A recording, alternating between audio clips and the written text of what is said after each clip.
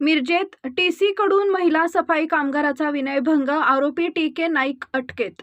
Miraj railway junction परिसरातील railway gate हाऊसमध्ये महिला सफाई कामगाराचा विनयभंग केल्याची धक्कादायक घटना उघडकीस आली आहे.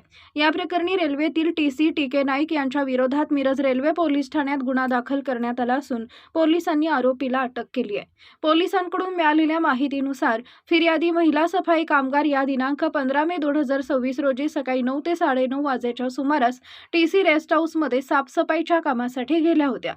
त्यावेळी ड्युटी करून आलेले 4 ते 5 टीसी तिथं झोपलेले होते. दरम्यान टीसी टी.के. नाईक हे फिर्यादी महिलेजवळ आले आणि त्यांच्या पाठीवर 2 वेळा हात फिरवला. तसेच दोन्ही हात पकडून त्यांना जवळ ओढण्याचा प्रयत्न केला. या प्रकारामुळे फिर्यादी महिलेच्या मनात लज्जा उत्पन्न झाली. या प्रकारानंतर संतप्त झालेल्या फिर्यादी महिलेनं आरडाओरडा करत आरोपीला जाब विचारला व त्याच्या पाठीवर 2 चापटा मारल्या. त्यावेळी आरोपी टी.के. नाईक यानं "तुझे मैं अभी छोड़ता नहीं, बराबर करता हूं" अशी धमकी देत तिथून निघून गेल्याचं फिर्यादीत नमूद करण्यात आलं आहे. घटनेनंतर फिर्यादी महिला व त्यांची आई तक्रार देण्यासाठी पोलीस ठाण्यात गेले असता तिथं आरोपी टी.के. नाईक यांना बोलावण्यात आले.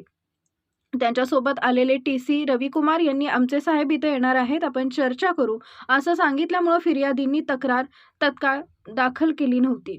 मात्र 2 दिवस उलटूनही रेल्वे प्रशासनाकडून कोणतीही चौकशी किंवा कारवाई न झाल्यानं अखेर फिर्यादी महिलेनं मिरज रेल्वे पोलीस ठाण्यात अधिकृत तक्रार दाखल केली. तक्रारीनुसार मिरज रेल्वे पोलिसांनी आरोपी टी.के. नाईक याच्या विरोधात विनयभंगाचा गुन्हा दाखल करून त्याला अटक केली आहे. पुढील तपास मिरज रेल्वे पोलीस करत आहेत.